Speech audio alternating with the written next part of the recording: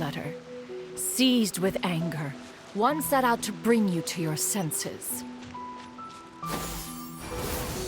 Got him!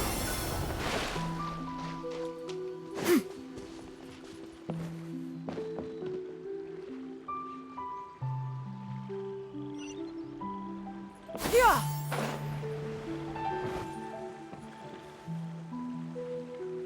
In truth, one had more than a few misgivings about your chosen partner. As an exorcist, his talent was lacking. One could hardly say his skill with sigils was any better. But soon, one came to appreciate the devotion he bestowed upon you during your illness. He never uttered a complaint and rarely left your side. Unwilling to begrudge someone of such character, one decided to overlook his aforementioned deficiencies, glaring though they may have been. Wishing to grant you a life without regrets, one gathered many divine ingredients and used one's own blood to create a form of medicine. Though imperfect, it managed to suppress the more dire effects of your illness. As for how to deliver the medicine, after much contemplation, one eventually decided to perform the deed oneself. One took great care to alter one's features and select the appropriate attire. Only after meticulous scrutiny did one finally set out for Wangshu Inn. As one expected, you were most ignorant of one's true identity.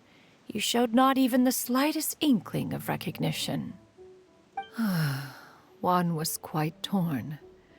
Should one have celebrated the success of one's disguise, or mourn the loss of your acquaintance?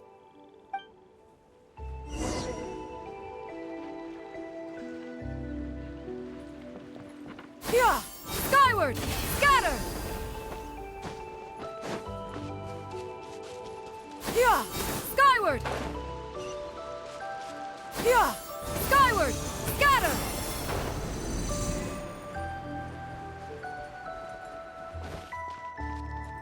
Yeah! Skyward! Nevertheless, one would speak to you about another matter, if you are amenable. Even considering your loss of memory, one was simply flabbergasted that you could so easily forget the consequences of consuming medicine infused with Adeptal blood. Its proclivity to attract monsters is hardly that complicated of a concept to remember. To think that you tried to travel while weak from sickness and heavy with child. Had one not intervened to clear the fog, all of you would have been lost during the night. Yeah! Skyward!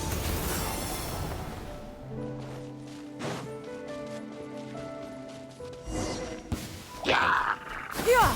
Skyward! Scatter! Yeah! Skyward! Yeah! Ha! Yeah!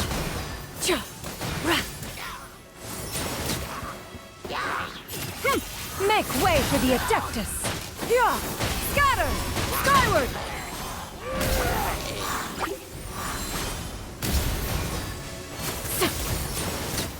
Yeah!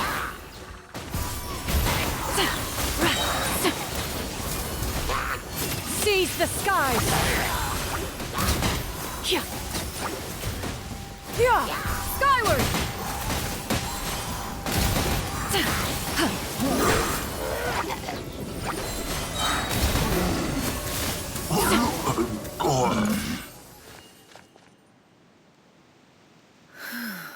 Those monsters would hardly have pursued you with such ferocity without sufficient incentive. They were likely incited by the presence of godly remains. Said godly remains, in turn, were likely drawn to the trace of one scent on your body. One was, after all, an active participant in the Archon War. Some of the gods were likely shattered by contraptions of one's very making. In the end, one was relieved to see you endure through the night. At the break of dawn, one heard an infant's cry pierce through the air, and one saw you carefully cradle the child to your chest. Although certain mortal matters remain foreign to me, one could not help but be moved by your joy. To see you happy, that was more than enough. Standing of the events. Wait! But if that's true, then the crane who took care of me when I was sick must also be... Ah, one had almost neglected to recount the absurdities of that tale.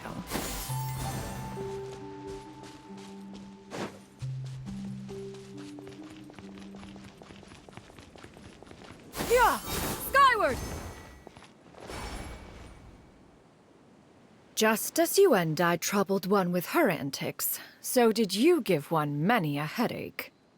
Upon finding you burning with fever, one made plans to bring you back to one's abode for treatment. However, upon seeing one's form, you began to cry, refusing to get on one's back. When one asked you why, apparently you believed that one could not possibly be a true Adeptus, because all illuminated cranes are white from tip to toe. One had no choice but to apply powder to one's body to conceal the variegated nature of one's appearance. You became more than amenable enough when one stood before you devoid of any other coloring. It bears mentioning, however, that as a crane, Yuandai was nearly entirely pure white in color. Though you had never encountered her in that form, you still recognize the essence of her being. Perhaps fate brought you two together in more ways than one.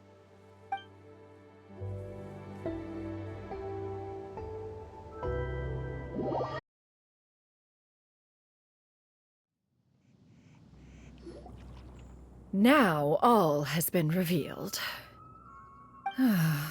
One owes you an apology, you and I. One recognized you upon your very entrance into Wanmin Restaurant. One has always viewed you as a disciple of equal standing with Ganyu and Shenhe. Indeed, one wished to bring your story to a satisfactory end with this visit to Liyue Harbor. Still, one could not reveal your identity right away. Had one simply informed you of all you had lost, all those cherished memories would merely have become the fictionalized account of another. Memories are most meaningful when recalled by those who lived through them. Would you not agree? Even if the process was painful and arduous to experience. Have you any further inquiries? Master, I must ask. If you found me all those years ago, why did you leave me be, even though you knew about my mistake? Why did you not bring me back to Mount Outsong by force? One has never regarded your action as a mistake. It was a simple choice, nothing more. When it is time for one's progeny to leave the nest, it is the responsibility of an elder to let them fly free. Yet, when your wings grow weary and the night grows dark, just know that you always have a place to which to return. 'Tis a refuge referred to by many a name in mortal writing. Home, nest, haven. Whatever its denomination may be, its essence remains quite unchanged. One speaks, of course, of a place not unlike one's own abode. One's disciples are free to come and go as they wish, yet the door remains forever open to those who wish to return. One rather hopes you count yourself among them. Thank you. Thank you so much. You and I. One expects you too have sensed the rapid deterioration of your condition as of late. Have you not? 40 years ago, you chose a path without a future. Though one used one's own blood to provide you with a few decades of extra time, it merely delayed the inevitable. One may have extended the path, yet one was unable to alter its final destination. Even the power of an Adeptus has its limits. Had your condition continued to deteriorate, you would have forgotten your life as a human entirely. In the end, you would have turned into a creature lacking in the ability to even comprehend its own monstrousness. Fortunately, you were able to avoid that scenario by reclaiming your memories. Though one sped the process along by providing some guidance, the result is entirely a reflection of your own effort. So, what's gonna happen to Granny? One will help her reclaim her original form as a wild crane. If it be fated, she may recover her sentience one day. She's gotta go back to being a regular crane, huh? Master, you've already done more than enough for me. I don't know how I could possibly repay your kindness. This is a better result than I could have ever hoped for. How much time do I have left? Not long. The transformation is imminent. Granny? Please don't leave, okay? You're all I have left. Please! Don't be sad, dear child. Granny has led a wonderful life. My only regret is having to leave you behind. Don't forget to eat well, okay? A growing young lady like yourself needs lots of good food to grow big and strong. Promise Granny you'll take good care of yourself when I'm gone. I promise, Granny. I'll do whatever you say. Good girl, good girl. Don't worry. It's not goodbye forever. Granny's gonna become the most formidable crane in all of Mount Outsung. Granny will train day and night. I won't stop until I can turn into a human without having to rely on anything but my own power. When that day comes, we'll be able to live together again, you and I. How's that sound? Good. That's a good girl. Even though we won't see each other for a little while, as long as we both work hard, we're sure to meet again someday. I'll eat well, Granny. I promise.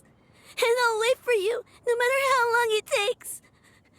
I'll wait for you to come back. That's a good girl.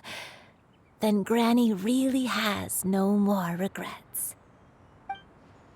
I'm so sorry, Master.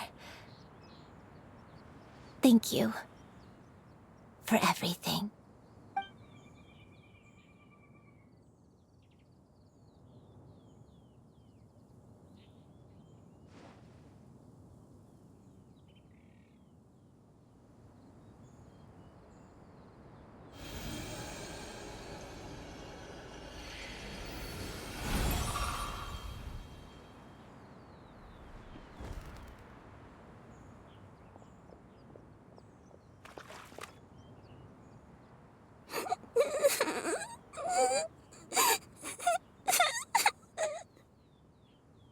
Xianyun. Let her be. At her age, crying is a natural, if not fitting, response to such an event.